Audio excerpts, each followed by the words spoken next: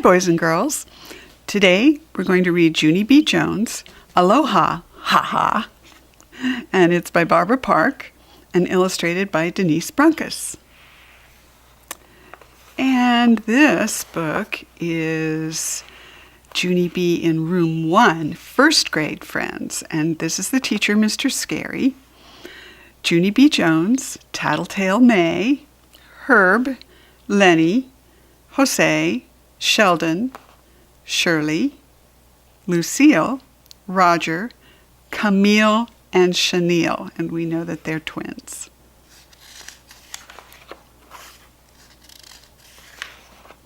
And here's the contents page. It has 9 chapters. And the first one is flinging. So let's see what happens. And there's Junie B. And she has her hand up. Maybe she's going to answer a question. We'll see. Chapter 1, flinging. Friday. Dear first grade journal, I've got big news. I've got big news. Last night Daddy told me a happy surprise, and it's called My Family is Going on an Exciting Vacation, and it is going to be the time of our life, I tell you. I am trying to save my news for show and tell, but I don't think I can wait that long. That is how come I'm going to ask my teacher to start that activity right exactly now. Please stand by. I stopped writing and raised my hand. Mr. Scary was not looking at me. When teachers don't look, you have to stand up and shout, or else how are they supposed to notice you? I stood up and shouted, Mr. S., Mr. S., how long until we have show and tell, do you think? Mr. Scary wrinkled his eyebrows at me. I'm not supposed to call him Mr. S., I believe. Please sit down, Junie B., he said. It's still journal time, and journal time is quiet time. I nodded. Yeah, I know, only I'd actually like to wrap things up and get started with show and tell now. Mr. Scary sucked in his cheeks. Sit down, he said again. We will have show and tell shortly. I looked at the clock. How many minutes is shortly? I asked. Is it 1 minute or 8 minutes or 11 minutes? On account of if it's 1 minute, I can wait probably, but 11 minutes would be out of the question. Mr. Scary walked back to my desk and he sat me in my chair. I glanced up at him. All I'm looking for is a rough estimate, I said. Just then, my neighbor named May leaned across the aisle and she did a giant shh in my face. I quick wiped my cheek. Ew, I hollered. Ew, ew, ew. 'Cause May got spittle on me, that's why, and spittle is the grown-up word for spitooey. I zoomed to the back of the room, and I climbed on the stool to reach the faucet, but Mr. Scary beat me to it. He wet a paper towel and wiped my face. Thank you, I said. I needed that. Mr. Scary rolled his eyes. You're being very rambunctious this morning, aren't you, Junie B. Jones? He said. I scratched my head at that vocabulary. Okay, you lost me on that one, I said. Rambunctious, he repeated. Rambunctious means, May's voice interrupted. Bad, she called out. Bunctious means bad, Junie Jones. You're being bad this morning. Bad, bad, bad, bad, bad. I turned to look at her. Her chair was spun around to face the back of the room. She was watching me like an audience. Mr. Scary ran his fingers through his tired hair. Then he went to May's desk and he turned her back in the right direction. Teachers spend a lot of time adjusting people. After he came back, he bent down next to me and he made his voice more private. Junie B., I know why you're excited, he whispered. Your mother called me on the phone last night and she told me about your vacation next week. I threw out my arms, real thrilled, and I flinged myself way high in the air. I can't wait, Mr. Scary. I can't wait, I said. Mr. Scary grabbed my arms and he kept me from flinging. Okay, see, this is the wild behavior that I'm talking about. I really need you to stay calm until show and tell, Junie B. Can you do that for me, please? I thought for a second, and then I shrugged my shoulders. Yeah, only I don't actually know if I can do that, I said, because I'm already trying to be calm, and this is how I'm turning out. My teacher tapped on his chin. Well, maybe we could make a deal, he said. How about this? If you stay quiet and calm until show and tell, I'll let you go first. How does that sound? I bounced up and down at that exciting idea. That sounds like a D-E-E-L, I said. You mean D-E-A-L, said Mr. Scary. Deal is spelled with an A, Junie B. Whatever, I said. After that, I twirled real fast in a happy circle, and I accidentally spun myself into the ground. And on my way down, I knocked over the trash can and the sink stool. All of room 1 turned to look at me. I sat up and waved my fingers. Do not be alarmed, people. I am perfectly okay, I said. After that, I stood up and dusted myself off, and then I went back to my seat. I looked at the clock again. No minutes had passed at all. Hardly. I put my head down and did a groan. Time is as slow as a turtle. Chapter 2. Pair a dice. The children wrote in their journals forever, it seemed. Then finally, they started to finish. And at last, it was time for show and tell. My legs sprang up and they ran me to the front of the room, and then I flinged myself in the air again and I shouted, "Vacation! Vacation! I'm going on a vacation!"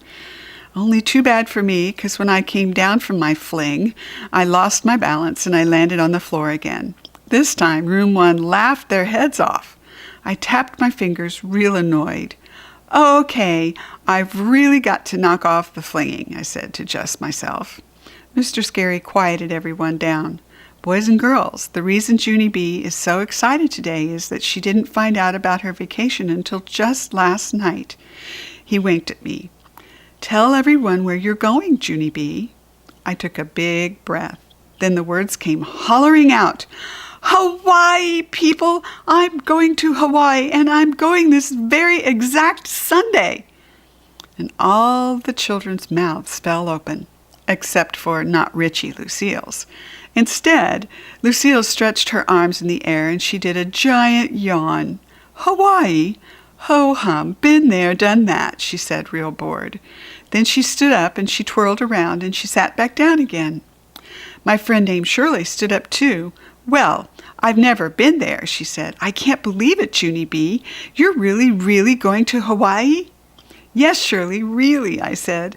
This was the biggest surprise of my career, I tell you. On account of last night, Daddy said he's going on a job interview in Hawaii, and he surprised me and Mother with 2 extra tickets. I skipped around my teacher very joyful, and that is not even the bestest part yet, I said, because Daddy told me that this trip is for big people only, and so my baby brother named Ollie is not even allowed. Room 1 looked shocked at that information. Wow, said my friend Jose. You mean you're big people, Junie B? I nodded my head real fast. Oh, yes, Jose, I am big people, all right, I said. That's how come I got to read the travel booklet with Mother last night, and the travel booklet says Hawaii is a real, actual paradise. Mr. Scary grinned. A paradise, huh? That's a great word, Junie B. Does everyone know what a paradise is? Sheldon shot his hand in the air. I do, he shouted. My grandpa Ned Potts has a paradise. He used to play craps at the gambling casino. But then someone squealed to Gamma, and so now he's not allowed out at night anymore. May jumped up and pointed. Sheldon said a bad word, she tattled real loud. Mr. Scary stared at her. May, dear, I'm very sorry to ruin this special tattling moment for you, he said, but Sheldon did not say a bad word. Craps is a dice game that's played at gambling casinos. May stood there a second. Well, at least I gave it a shot, she said. Then she did a shrug and sat back down. After that, Mr. Scary printed the word paradise on the board. Paradise. He turned and looked at Sheldon. And Sheldon, my friend, he said, the word is paradise, not pair-o-dice. Sheldon did a shrug too. I don't think Grandma really cares how you spell it. Grandpa's still not getting out at night.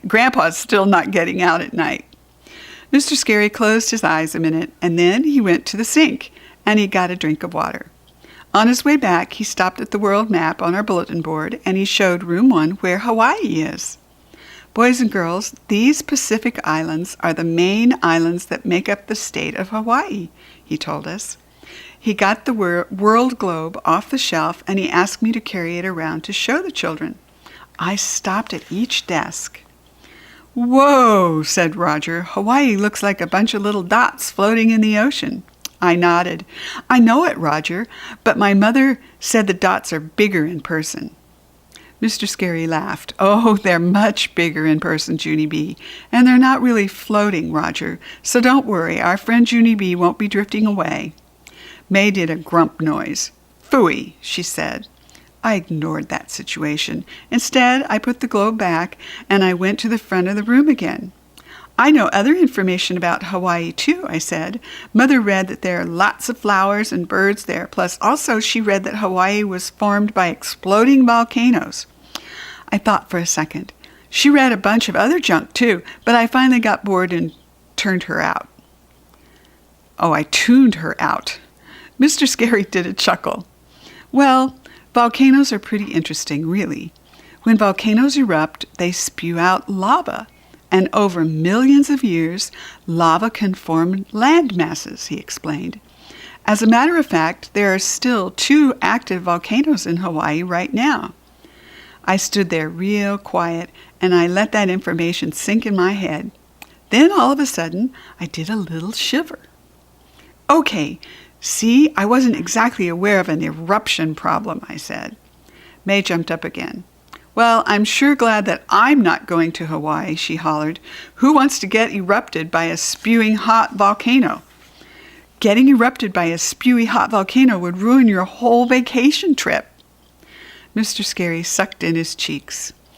Junie B is not going to get erupted on by a spewy hot volcano, May, he said.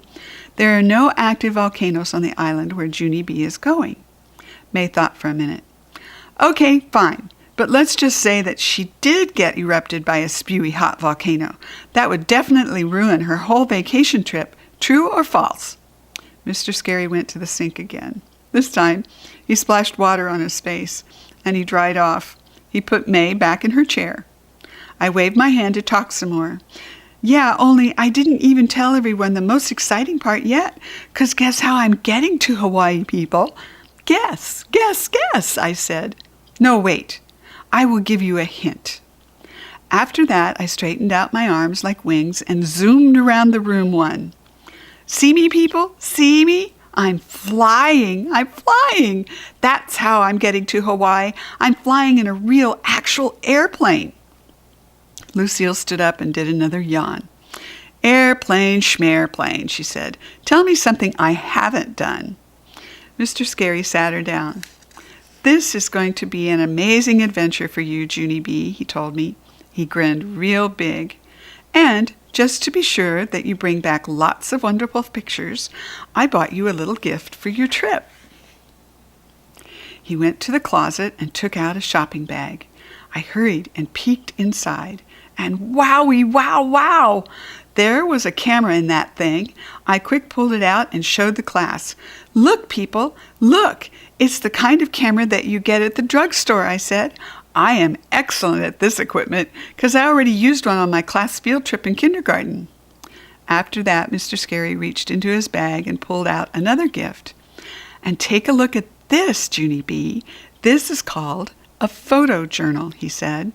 A photo journal is similar to the first grade journals we used in class each day, except a photo journal tells a story in photographs instead of words. He opened it up for me. See inside? Each page has a place for a daily picture and a caption. A caption is another name for a picture title, he explained, and he showed me the album to the class. Every day Junie B will take a picture of what she did on her trip, he said. Then she will organize her photos and give them captions. And when she comes back to school, her photo journal will tell us the story of her exciting trip to paradise. And he handed me my album. Doesn't that sound like a fun assignment, Junie B? He asked. I started to nod, then suddenly I stopped because something did not sound right about that sentence. I tapped on my chin. It was the word assignment, I believe. Finally, I looked at my teacher. Okay, here's the problem, I said. Assignment means schoolwork, and Hawaii means vacation. And children do not actually like to mix those two items. Mr. Scary smiled. Oh, but this will be a fun assignment, Junie B, he said. And it's a very special assignment, too. You're going to be Room 1's first official photojournalist. My ears perked up. Official? I said. Did you say the word official? He grinned. Yes, I did. That's exactly what I said. Official. I looked at him again. Official means important, right? Oh, yes, he said. You can't get much more important than being official. I stood up a little bit straighter. Official makes you automatically taller, I think. After that, Mr. Scary shook my hand, and he walked me back to my seat. Oh, he said, and don't forget to take your first grade journal to Hawaii with you, okay, Junie B? It would be a terrible shame to miss a whole week of journal writing, wouldn't it? I looked at him real strange. Teachers and children do not have the same kind of brains. Finally, I did a sigh, and I took out my journal, and I dropped it in the bag with my camera. My friend named Herbert turned around very excited. You're a lucky duck, Junie B. Jones, he said. I wish I was going to Hawaii next week. Me too, said Lenny. Me 3, said Jose. I looked at May. She did not say me 4. Instead, she just kept staring straight ahead, and she didn't talk at all. I did a shrug and went back to my own business. Then suddenly, without any warning, May shot her arms into the air and she hollered the word, kaboom! She looked at me and smiled. That was the sound of a spewy hot volcano erupting on you, she said. I sat there a second, then I did another shiver. May is not amusing. Chapter 3, New Friend. The next day was Saturday. I woke up with ants in my pants, 'cause just one more day till Hawaii, of course. After breakfast, me and Mother packed my suitcase for the trip. Also, we stuffed crayons and toys in my backpack for the airplane. This plane ride is going to be fun, right, Mother? Right? I said. This plane is going to be the time of my life. Mother sighed. Well, it's definitely going to be long, that's for sure, she said. And it could get a little boring, too, I'm afraid. She stood there a minute, and then she winked at me. That's why I got you a brand new friend for the trip, Junie B, she said. And my eyes lighted up, very thrilled. A new friend? I said. You got me a new friend? And she ruffled my hair. I sure did. Wait here, and I'll go get her. As soon as she left, I grabbed my favorite stuffed elephant named Philip Johnny Bob, and I danced him all around the room. A new friend, Philip. I'm getting a new friend, I sang real happy. Philip sucked in his cheeks. You don't need a new friend, Junie B. You have me, remember? I am your friend. And I hugged him very tight. Yes, I know you're my friend, Phil, I said. But it's still nice to make other friends too, right? Wrong, said Philip. You only need me, and that's all. Just then Mother came back with my new friend, and my whole mouth came open, I tell you. A hula girl Barbie? It's a hula girl Barbie? I've always wanted one of these things, I said. Thank you, Mother. Thank you, thank you, thank you. I looked at Barbie through her box. Wow, look, she has her very own hula skirt and her very own hula sandals. Plus also she's got a hula wreath around her neck. Mother smiled. It's not a hula wreath, Junie B. It's called a lei, she said. A lei is a necklace made of flowers. We'll see lots of them in Hawaii. I took Hula Girl Barbie out of her box and I danced around some more. I think I will name her Dolores, I said. Dolores has a nice ring to it. Finally, I stopped dancing and I introduced her to Philip. "Philip, Johnny Bob, meet Hula Girl Dolores," I said. "Hello," said Dolores. "Whatever," said Philip. After that, I put both of those guys in my backpack and I zipped them up real tight. "Now I won't even be boring on the plane, right, Mother? Right? 'Cause first I will color, and then I'll play with Hula Girl Dolores, plus also I can take some pictures of the plane with my photojournal camera." Mother gave me a hug, and she went to her room to pack her own suitcase.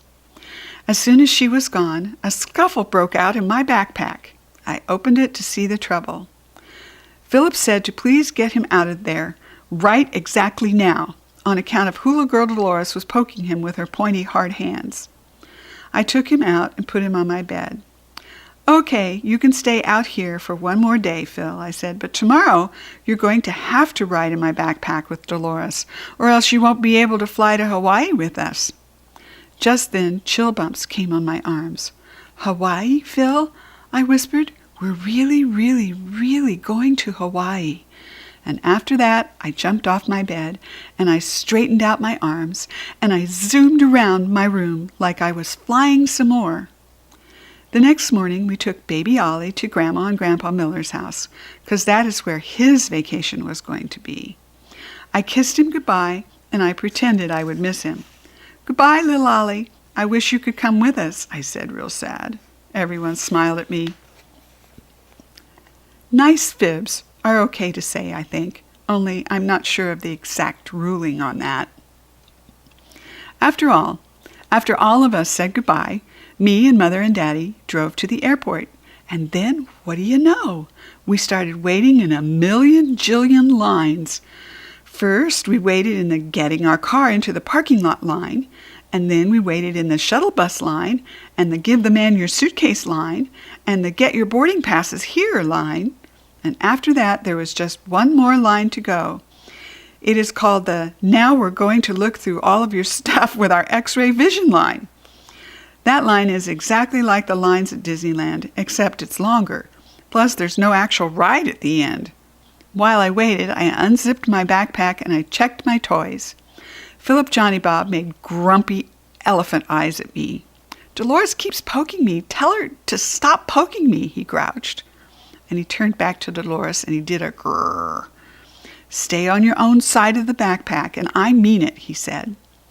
Just then, Daddy grabbed my backpack. He quick zipped it up and he shoved it into the X-ray vision machine.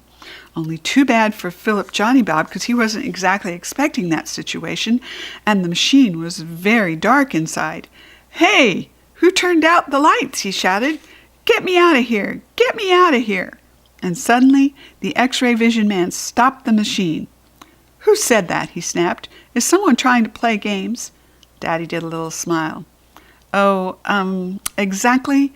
Actually, my daughter here said it," he told him. "Sometimes she pretends that she's, well, you know, a stuffed elephant." The X-ray vision man looked at Daddy real suspicious, and then a lady pulled us out of the line and she made us hold our arms out. And she waved a giant wand all around ourselves. I clapped, very thrilled. "Hey, this is just like America's Most Wanted," I said. The lady said this was not a joke, little miss. I stopped clapping. The airport does not have good sense of humor. Chapter 4. Being a Sandwich. After we got our plane gate, we waited and waited some more. And then, at last, a man said it was time for us to board the airplane. Board the airplane is the airport word for, what do you know, another dumb bunny line. Only good news. This time, we were near the front. And so finally, we got to our seats. "I get the window seat! I get the window seat!" I called real loud. And then I ran there speedy quick, and I sat right down. There was a teensy little shade on the window. I pushed it up and pulled it down. It was a little bit stuckish. That's how come I kept pushing and pulling and pushing and pulling until it loosened up. And pretty soon, I tapped on Mother and Daddy. "Watch me, okay? Watch me work the window shade," I said. I took a big breath and started right in. "Up and down, up and down, up and down," I said. I stopped and breathed again, and then I speeded it up a little bit. Up and down, up and down, up and down, up and down, up and... And just then Mother reached her hand out and she stopped my progress. Okay, good, fine, excellent shade work. Thank you very much, she said, and then she buckled my seatbelt. I stretched out my legs as long as they would go, and guess what? They reached all the way to the seat in front of me. Whoa, my legs are as tall as a giant, I said, and I flattened my feet against the seat, and I pushed and stretched some more, and then all of a sudden, the lady in front of me popped up like a jumping jack, and she spun around real angry. Would you please stop kicking my seat, she grouched. I don't like having my seat kicked. Mother quick took my legs down. Oh my, sorry, she said. It's her first plane trip. I looked at my mother very curious, but I wasn't even kicking her seat, I said. My legs were just being tall. The lady made a humph sound, and she turned around again. After that, I stayed real still, and I didn't move my muscles. Only wait a second, hold the phone. Just then I spotted the cutest thing I ever saw, and it's called, Hey, there's a little tray on the back of my grouchy lady's seat, and it's folded up real flat. I leaned up and opened it. Ha! What will they think of next? I said. I practiced folding it in and out. Watch me, Mother. Watch me, Daddy, I said. I stood up tall to demonstrate. In and out, in and out, in and out, and bam! The grouchy lady popped up again. What in heaven's name are you doing now? She grouched. I did a gulp. I'm demonstrating my tray table, I said. Mother's face looked embarrassed. She said, she is sorry again. The lady did a snort and turned back around. Please, Junie B., said Mother, behave yourself. Do not touch that lady's seat one more time. I slumped way down in my seat, and then I reached into my backpack, and I pulled out Philip Johnny Bob, and I whispered in his softy ear, Do not touch that seat right there, or a grouchy lady will snap your trunk off, I said. Philip raised his eyebrows. I can't touch it, he asked, not even with my little pinky toe. I thought for a second. Well, okay, I guess you can touch it with your little pinky toe, but that's all, I said. And so very carefully Philip reached out and he touched the lady's seat with his pinky toe. Aha! She didn't feel a thing. Me and Philip laughed and laughed at that funny joke, and then pretty soon he tapped on his chin and he looked curious at me. I wonder if there's a grouchy lady behind us, too, he asked. I shrugged my shoulders. I don't know, Phil. Why don't you take a peek, I said. And so Philip Johnny Bob turned around, and he tried to peek through the seat crack, but he couldn't get a good look. So finally, I had to lift him way up to the top of my seat, and I let him stare back there for a while. Only bad news. It didn't actually work out that good. On account of we forgot that Phil's eyes are buttons, and buttons do not have good distance vision. He came back very glum. Phooey, he said, I couldn't see a thing. Now what? I thought some more. Then, yay, a little light bulb went on in my head, and I quick reached my hand into my backpack again, and I took out Hula Girl Dolores. Phil, it's Dolores, I said. Dolores is skinny enough to fit through that seat space, see? Plus her eyes are not even buttons. Philip smiled. You are as sharp as a tack, Junie B., he said. I know it, Philip. I know I am sharp as a tack, and so I will send Dolores on a spy mission to the seat behind us, I said. Please stand by. After that, I picked up Dolores and I pushed her through the seat space, and I let her take a nice long peek. Only just then, a little bit of trouble happened, and it's called I felt a tug on Dolores's head, and then whoosh, someone pulled her to the other side of the seat. I could not believe my eyeballs at that situation. Very quick, I got on my knees, and me and Philip looked over the top of my seat, and oh no, another grouchy lady was staring back at us. She was holding Dolores in her hand, and her face was not smiling. She did a frown at me. You're a little bit old to be playing with peekaboo, don't you think? She grumped. I did another gulp. Yeah, only we weren't even playing peekaboo, I said. We were on a spy mission, said Philip Johnny Bob. Just then Daddy stood up and said apology to woman, and he got Dolores back for me.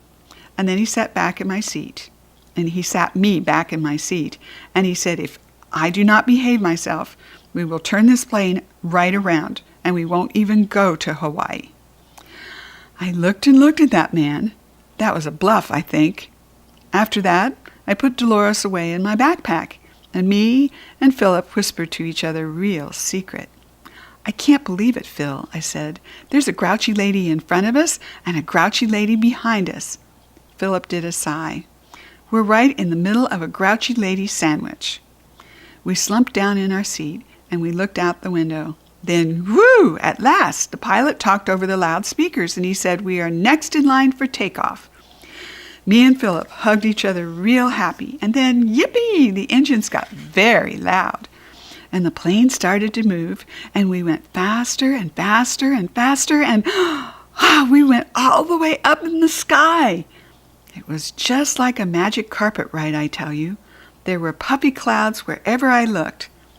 This view takes my breathing away, I hollered to Mommy and Daddy. Mother smiled. Yes, it does, she said, but you don't have to shout. I pointed at my ears. Yeah, only there's airplane noise in my head, so I can't actually hear my own voice, I explained. Mother picked up my backpack. Well, let's try to find something quiet to do, okay? Okay, I said back. And we looked through all the stuff I brought. Then, hooray, hooray, I spotted my brand new camera. Wow, I almost forgot about that assignment, I said. Today will be the first official picture for my photo journal. My eyes lighted up. Hey, I know. You can take a picture of me by the window. Okay, Mother? Okay? A picture of me by the window will be perfect start. And Mother put her finger to my lips. Shh, you're still talking too loudly, Junie B. Everyone can hear you, she said. After that, she took out the camera and she started to aim. No, wait, hold it. I didn't even get posed yet, I told her. I quick undid my seatbelt and leaned next to the window. Get the clouds in the background, okay, Mother? Room 1 will love to see me way up high in the clouds. Philip Johnny Bob was still sitting on the seat. I reached over and picked him up. And get Philip too, okay? Just me and Philip and the clouds, and that's all, I said. And just then Philip tapped on me, and he whispered a funny secret. I started to laugh, and then I told the funny secret to Mother. Plus, Philip says, don't get the grouchy ladies, I said, 'cause those two grouch pots will ruin my whole entire photo journal. Mother's eyes got big and wide at me. Shh, Junie B, please, she said, very panicked. And then she quick tried to take a picture, but oh no, both of those grouches sprang up as fast as springs, and their big grump heads got right in my picture. I covered my mouth real shocked. Mother covered her mouth real shocked too. And then both of us kept our heads bent down until the grouches stopped staring. After they were gone, I looked at my mother. Me and my big fat mouth, I said in a whisper. Mother kept her head down and she talked to me through her fingers. I couldn't have put it better myself, she said. After that, she gave me back my camera, and she said that maybe we would try again later after the dust settled. I did a sigh.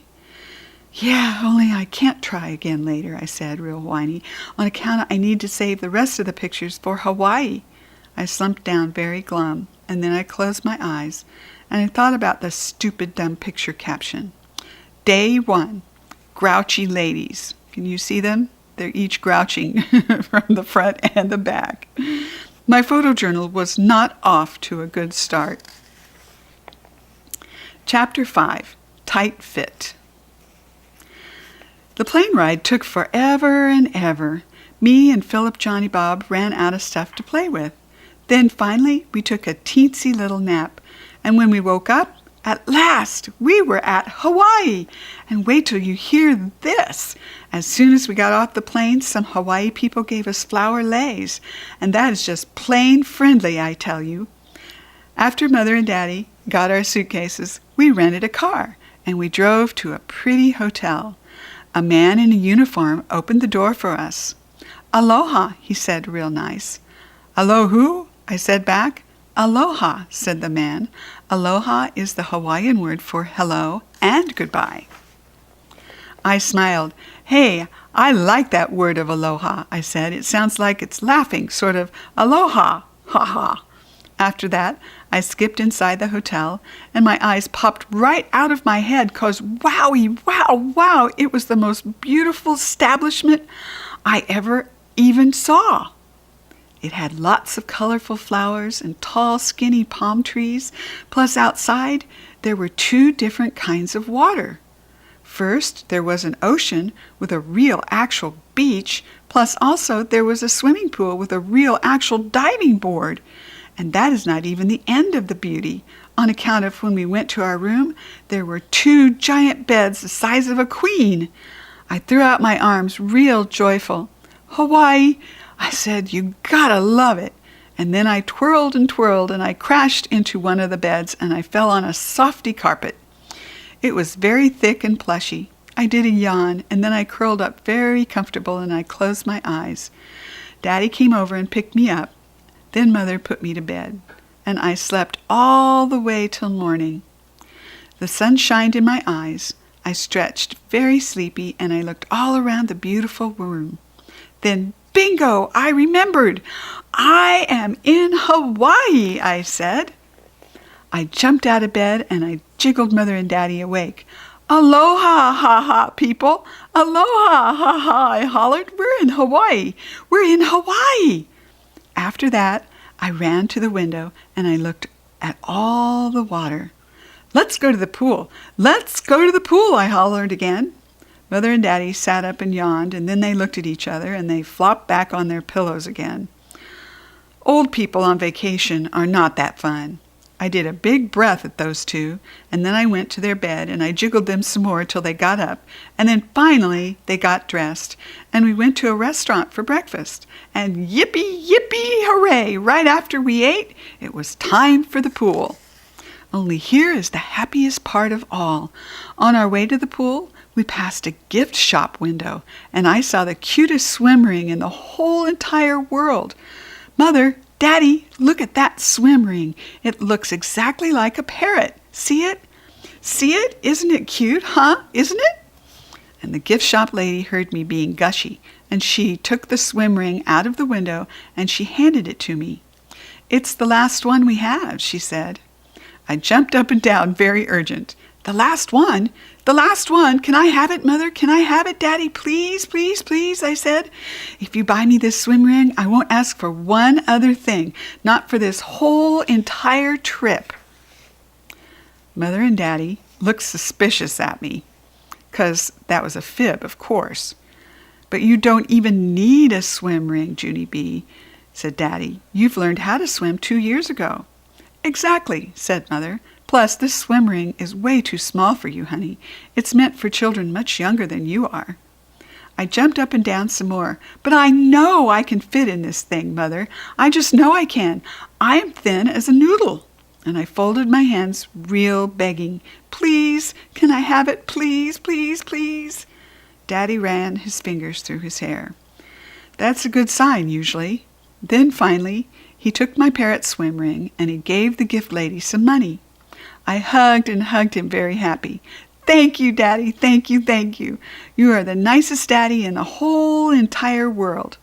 And after that, I skipped to the pool with my parrot swim ring, and I tried to put it on, but it was way too tight to fit. Daddy watched what I was doing. "It looks like your mother was right, Junie B. That swim ring is too small."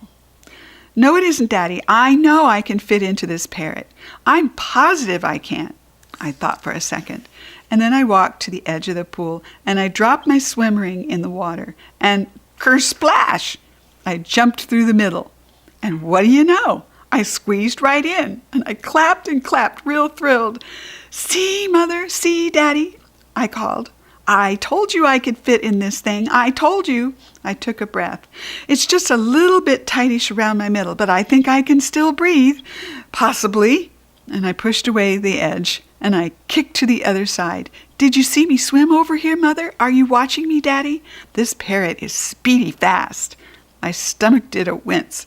Also, I'm in severe pain, I shouted. After that, I hurried up out of the pool, and I rushed to Mother Speedy quick. Please get this off of me right exactly now, 'cause this thing is squeezing my insides in half, I said. And so she and Daddy tried to wiggle it off me, but the parrot didn't budge itself. I sucked in my tummy as skinny as it would go. Then all of us pushed and pulled and yanked and tugged and twisted and stretched. Plus also, I jumped up and down. And after that, I panicked and shouted, I'm stuck in my parrot! I'm stuck in my parrot! 911, I'm stuck in my parrot! Everyone turned around to look. Shh, said Daddy, stop shouting. And then he quick found the air plug, and he opened it, and whoosh! My parrot's air came rushing out. Soon my stomach could breathe again. Ah, better, I said. Thank you, Daddy, thank you. I waited till all the air was out, and then I headed back to the pool. Mother snapped her fingers at me. Whoa, wait a minute. You can't go in the pool like that, Junie B. We still need to get that swim ring off of you, she said. You stay here, and I'll get my scissors.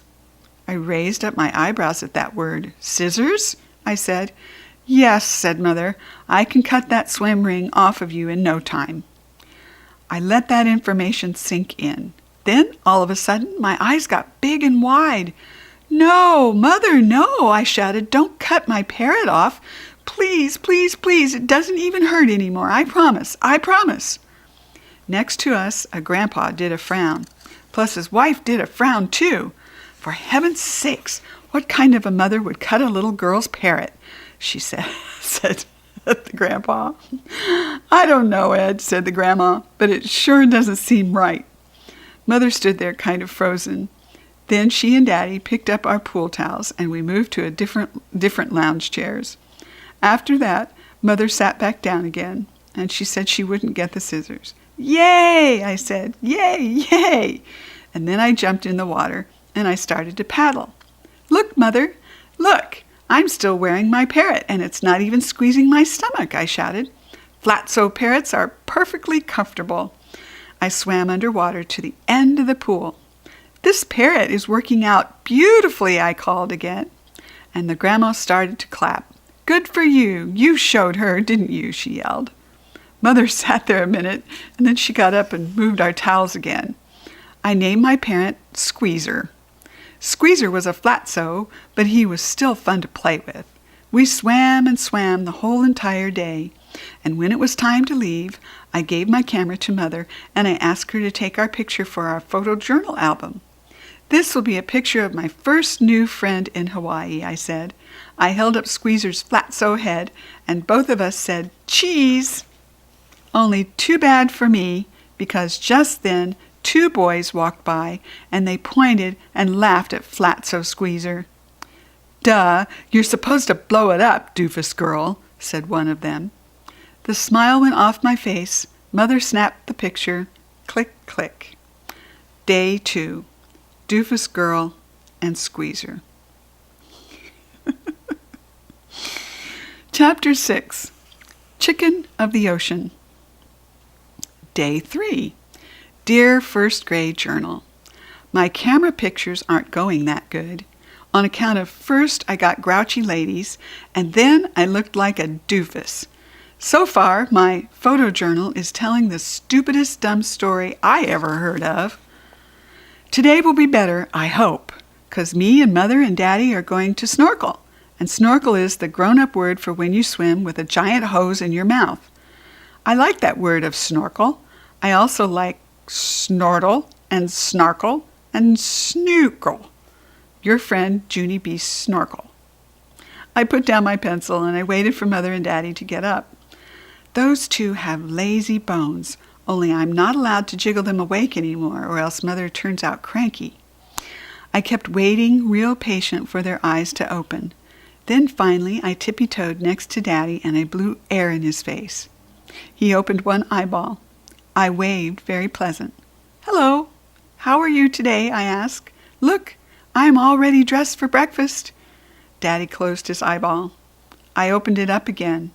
Whoops! I lost you there for a second. Don't you want to see what I'm wearing today? I stepped back so he could see my clothes, and then I twirled all around like a fashion girl. See me, Daddy?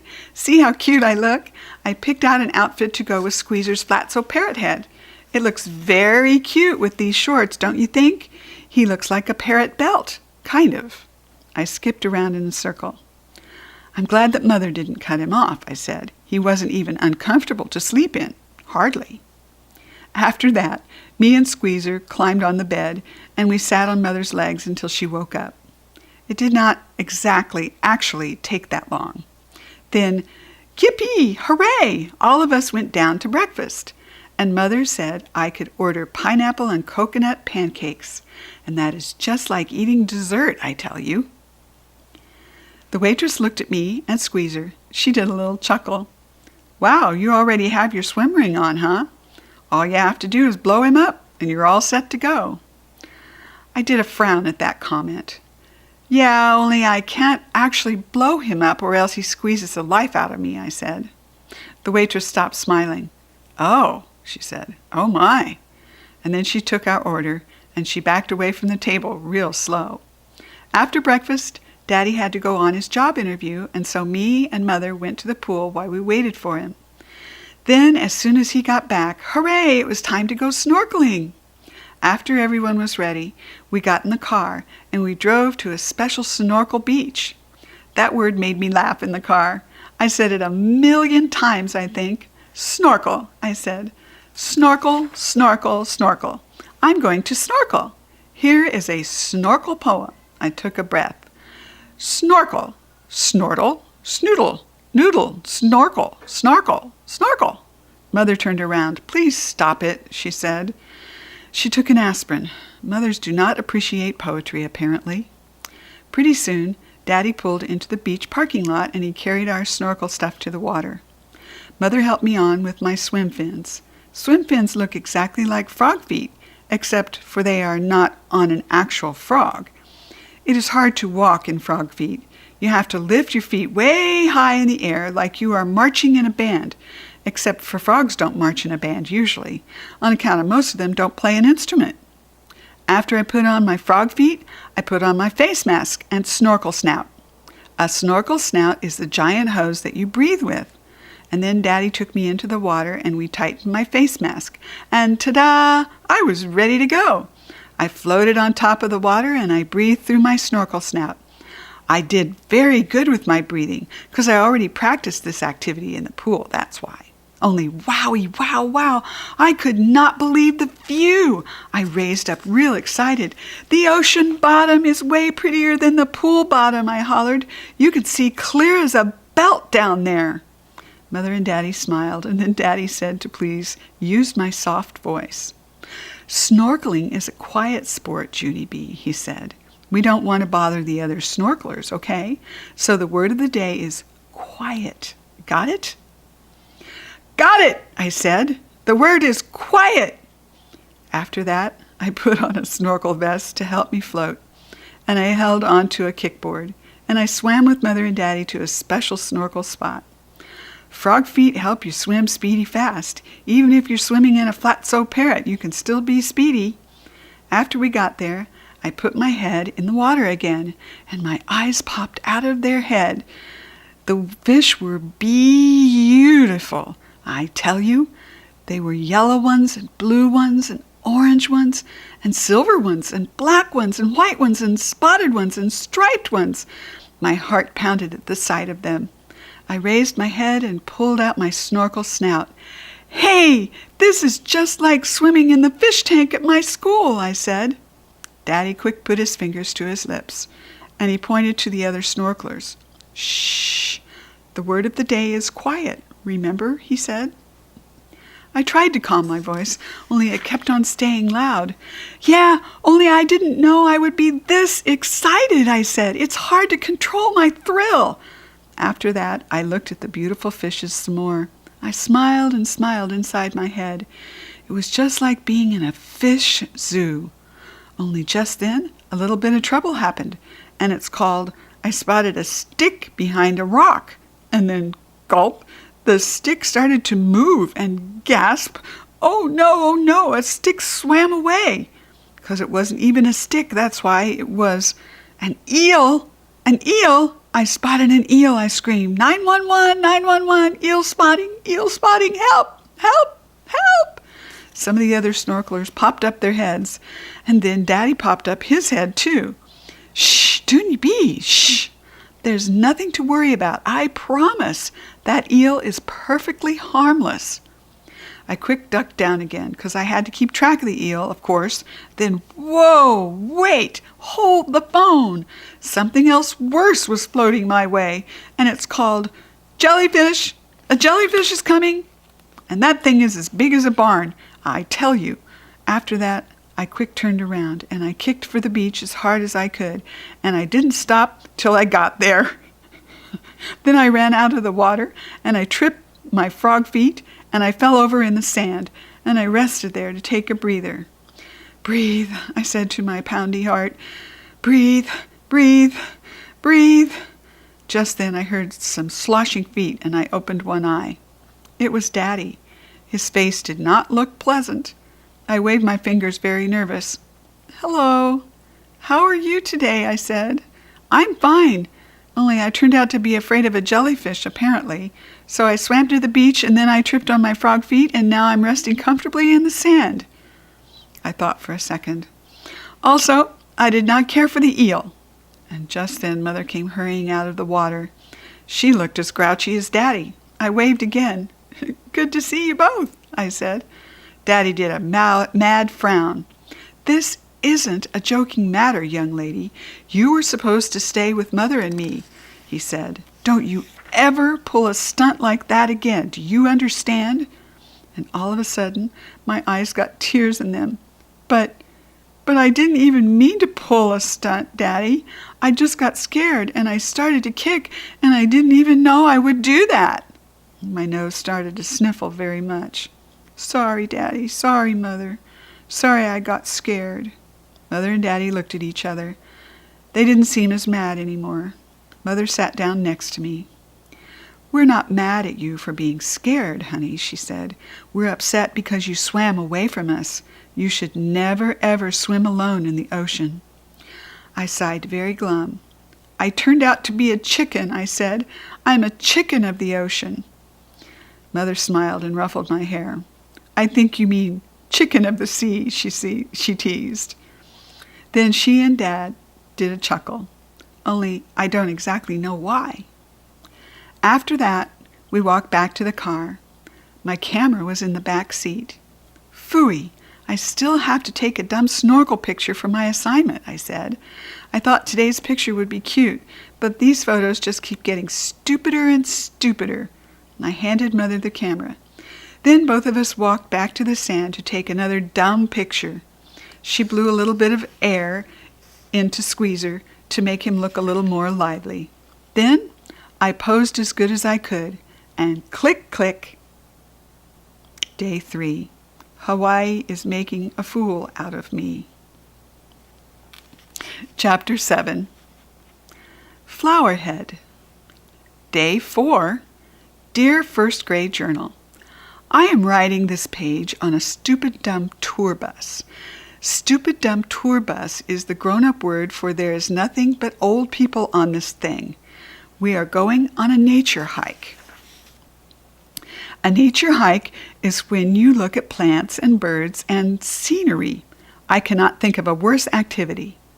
Mother said I will get some good pictures today. Big whoop. From Junie B, I do not want to be here. I closed my journal, and I did a huff. This stupid dumb bus trip is taking forever, I grumped. Mother and Daddy rolled their eyes, 'cause we hadn't actually left the parking lot yet. I kept on grumping, and then finally, the bus door closed, and we started to go. The man in the front seat picked up a microphone. Aloha, he hollered, and all of the bus people sat there real silent. And then a few of them said aloha back at him, only way quieter. The man laughed. Oh, come on, you can do better than that. Aloha, he hollered again. And so this time, more people said it, but they still weren't loud enough for him. I guess because we went through that same nonsense 5 more times. I tapped on Mother. "This guy's getting on my nerves," I said. "Shh," she said back. I looked at Squeezer. "Being shushed is getting on my nerves too," I said, and the man kept talking. He said his name is Donald, and he will be our nature guide today. I did a sigh. "Little children do not like nature," I said. Donald kept on blabbing. He said we were on our way to a beautiful rainforest, and we will see some of the most spectacular scenery in the world. I covered my face. "Little children hate spectacular scenery," I said. Donald went on. He said we will see gorgeous flowers and magnificent trees and beautiful birds of all colors. I did a loud groan. "Can this situation get any boringer?" I said. An old man in front of me heard me say that, and he peeked his head over the seat real friendly. His name was Harold, and he was 88 years young. "When you get to be my age, spectacular scenery is as exciting as it gets," he said. I sighed again. "That's not much to look forward to, Harold," I said. Daddy quickly leaned over, and he told me to please find something to do. Then he gave me my camera, and he said to take a picture of the people on the bus. I waited till we stopped at a light, and then I stood in the aisle, and I took a picture. Click, click. Day 4, a bus full of old people. "That picture will go nicely with my other embarrassing photojournal pictures," I said. "Room 1 is going to laugh me right out of show and tell." After that, Mother snatched my camera away, and she said maybe I needed a nap. I covered my ears. "Yeah, only how can I even sleep with all of Donald's yakking going on?" I said. "That man would not stop, I tell you." He told us the names of 1,000,000,000,000 Hawaii birds and 1,000,000,000,000 Hawaii flowers, plus also he talked about pineapples and coconuts and bananas and papayas. And then Donald took a big breath and he started talking about tuna fish. I threw my hands in the air. "For the love of Pete, someone take his microphone away," I hollered. Mother did a gasp at that comment. Daddy did a gasp too. I quick covered my mouth, but it was too late. All the bus people were stretching their necks to look at me. "Junie B., what on earth has gotten into you today?" asked Mother. I slumped way down. "Sorry, Mother, sorry, but I've got stress in my head because I really need an exciting picture for my photojournal. Only what kind of exciting picture can you get on a stupid dumb nature walk with all..." I'm sorry, this is so funny. I stopped and looked over the seat. "No offense, Harold," I said. "None taken," he said back. "It's just that I'm running out of time," I explained. "Aren't we all?" said Harold. Mother sat me down again. "Well, I can promise you one thing, Junie B.," she said. "If you go on this hike with a bad attitude, nothing good will happen. But if you keep an open mind, you might be surprised. Sometimes nature can be very exciting." I slumped down even more. "Yeah, right. Exciting," I said. I turned and looked out the window. I don't care what she says, nature is not exciting, not even if it's in paradise. The bus trip took forever, it seemed, but finally, at last, the driver turned a corner and we pulled into a parking lot. "We're here," said Donald. "Welcome to our beautiful Hawaiian rainforest." I sprang up like a spring. Then I ran outside and I sniffed real deep. Fresh air. "Fresh air! I thought I would never breathe you again," I said. Pretty soon Donald gathered all of the bus people around him. He gave us a nature guidebook and he told us the hiking rules. "Hiking rule number 1, he said. Please stay on the hiking trail and do not wander off on your own. He went on. Hiking rule number 2, please do not disturb the natural vegetation. And hiking rule number 3, please be respectful of nature and speak in quiet voices. I looked at Squeezer and rolled my eyes. Wonderful! Another quiet voice day, I grouched. After that, all the bus people lined up behind Donald and we started hiking down the trail. It was slow as molasses, I tell you. On account of every 2 seconds, people kept stopping to look at stuff. Just plain old normal stuff, I mean, like plants and flowers and trees. Finally, I got frustration in me. "Okay, folks, keep it moving. We've seen it all before," I called. Daddy quick scooped me up and he sat me on a rock, and then he waited for the other bus people to pass by. And big surprise, I got scolded again. He said if I can't behave myself, we will go back to the bus right now, and we will sit there until all the people come back. "Is that what you want to do, Missy?" he said. "Huh? Is it?" I made a grump face. "No, Daddy," I said. "I don't want to do any of this stuff. I wish we could do something exciting, 'cause I've already seen flowers and nature before." Just then, Mother picked up a flower that was lying on the trail. "Oh, but you've never seen a flower like this, Junie B," she said. "Look how beautiful this is. It looks like a big red powder puff." And she stuck it in my hair. Then she took out a mirror to let me see. I stared at myself, very admiring. "Whoa," I said, "I look stunning." Mother laughed. "Yes, you do," she said. "This would make a really cute picture." My face got brighter. "Hey, yeah," I said. "This could be the first cute picture of my whole entire photo journal." I quick got my camera and I held it way out in front of me, and then click, click, I took a picture of my very own self. "Now that one is a keeper," I said. "I am stunning." And there's that beautiful red flower puff. After that, all of us started hiking again, only this time I was the slowpoke, 'cause I kept picking up powder puff flowers and sticking them in my hair. Pretty soon, my whole head was full of those beautiful things. I stuck extra ones in my pockets and my shirt buttons and my shoelace holes. And then I looked down at Squeezer and smiled. "Nature is being a little bit fun," I said, and I smiled bigger. Who knew? Chapter 8. Clicking. We hiked and hiked to the end of the trail, and then Donald gave us granola bars, plus also we drank Gatorade. Donald liked my flower head. "You look like a walking lahua blossom," he said. I did a frown at that word. "Lahua whata?" I said. "A lahua blossom. The flowers in your hair are red lahua blossoms," he explained. Lahua blossoms are a favorite food source for a little red bird called a apapane. And I don't know, maybe I didn't say that right. An apapane? We'll let that go. I stared at that man for a real long time. "You have way too much information in your head, Don," I said. Donald laughed real loud. Then I laughed too, only it wasn't actually a joke. After we rested, we started hiking back to the bus. Mother and Daddy and I went last again, only this time I had to walk even slower. On account of the flowers kept falling out of my hair, and so I had to keep picking them up and putting them back. "Come on, Junie B," said Mother. "We need to stay up with the others. If the flowers fall out of your hair, you'll just have to leave them." I did a frown. "But I worked very hard for all this flower arrangement," I said, "and I don't want to go back to the bus empty-headed." Mother thought for a minute, and then she picked up more flowers from the trail, and she wove them in all over my head. Plus also she used some bobby pins to hold them. "There, that ought to do the trick," she said. "Now come on, let's go. We've got to catch up."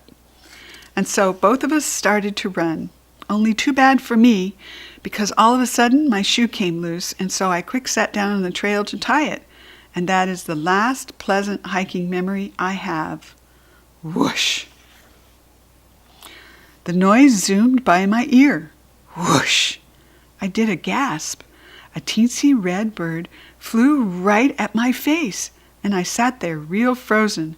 The bird fluttered and flapped, and chirped and twerped, and dipped and swirled, and then, plop! That crazy bird landed right on top of my head. My mouth tried to shout, but no words would come out. I quick stood up and tried to shoo him away, but he just flapped and flopped and fluttered some more, and he kept right on staying there. Then finally my voice came back to normal. "Bird! Bird! 911! 911! Bird! Bird! Bird! I screeched. Mother and Daddy came running back to me. Their mouths fell all the way open. Then they tried to shoo the bird away too, but it still kept flapping and flopping and fluttering up there. Suddenly, Mother covered her mouth with her hand. "Oh my gosh, I think it's stuck," she said. "I think it's tangled in her hair." My eyes got big and wide at that news. "Tangled?" I yelled. "The bird is tangled in my hair? Are you kidding me?" And I raised my screech even louder. "It's tangled! It's tangled! 911! 911! Tangled bird!" I hollered. And all of the bus people came rushing back at once. Plus Donald came rushing back too. And he came to a stop in front of the group. And then he quick gathered himself together and he started giving orders. "Okay, I need everyone to go back to the bus now," he said. "Please." The old people hurried away, and then Donald turned to Mother and Daddy and he made his voice very calmy. "Okay, Mom and Dad, step away from the bird," he said. Mother and Daddy looked at each other, then both of them stepped away. After that, Donald walked to me real slow, and he squatted down next to me, and he held my hand. "You okay, honey?" he said. I rolled my eyes. "I've got a bird on my head here, Don. How good can it be?" I said. Donald smiled. "I don't know. You look pretty brave to me," he said. I thought for a minute and did a sigh. "I'm not, Donald. I'm not brave," I said. "I'm afraid of jellyfish and eels." Donald shrugged. "Join the club," he said. After that, he gave me a pat and he told me my final instructions. "Just hold your head perfectly still," he said. "I'm going to walk behind you and untangle this little guy, okay?" My heart pounded real hard. "Okay," I said back, and I stood as still as it could be. Donald's voice kept talking real quiet and calm. "In all of my years as a nature guide, I have never seen a sight like this," he said. I raised my eyebrows. "Really, Donald?" I said. "Really," he said. "I wish I had a picture of this. A picture of this would be 1 in a million." That's when it hit me. I did a gasp. "Donald, I have a camera," I said. I pointed to my backpack lying on the trail. "It's right in there." And Mother covered her mouth. "Oh my gosh, I completely forgot about that," she said. And then she bent down real slow and she got the camera from my backpack and click, click, she took a picture. I kept on staying still. I felt Donald pick up the bird real gentle and he untangled its feet from my hair. Click, click, Mother took another picture. Then hooray! A bird in the hair. Look at this beautiful picture. A bird in the hands. Donald held out his hands and he showed me the teensy little red bird. "Look, see? Not one feather harmed," he said. "Good job, young lady." I smiled real relieved. "Good job to you too, Donald," I said, and he winked at me. "How about if you and I go release this little fellow back to his tree," he said. "He's going to have a pretty exciting story to tell all his friends, isn't he?" I thought about show and tell. "Yes," I said, "we both are." And after that, I took the camera from Mother, and me and Donald went down the trail a little way. Donald set the little bird on a rock, and he kept his hands around the bird real gentle. "Ready?" said Donald. "Ready," I said. Donald took his hands away, and flap, flap, the bird started to fly.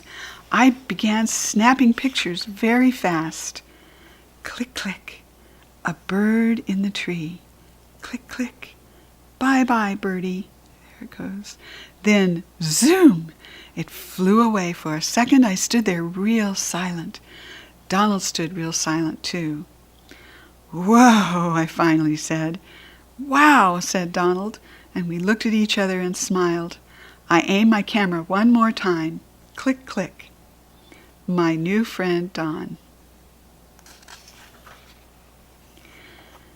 Chapter 9. Aloha. Day 5. Dear First Grade Journal. It is already tomorrow morning. Mother and Daddy are still sleeping. Only I don't even know how they could even go to sleep at all last night, 'cause yesterday was the excitingest day of my life. Donald talked in the microphone the whole way home. He said that the bird was just a baby, and it thought my head was a giant flower, probably. Also, he said how brave I was, and that I was a delightful little girl. It was a very interesting conversation. But that was not even the end of my exciting bird day. On account of last night, I took a bubble bath. And Squeezer got all warmish and soapish. And what do you know? He slipped right off with the bubbles. I'm getting to be excellent with birds. Someday, I will be a nature guy, probably. I thought for a second. Or maybe I will be a photojournal guy, possibly. I tapped on my chin. No, wait. Maybe I might like to arrange hair flowers, 'cause I have a talent for that too, I believe. From Junie B, Nature Guy, and other possible stuff.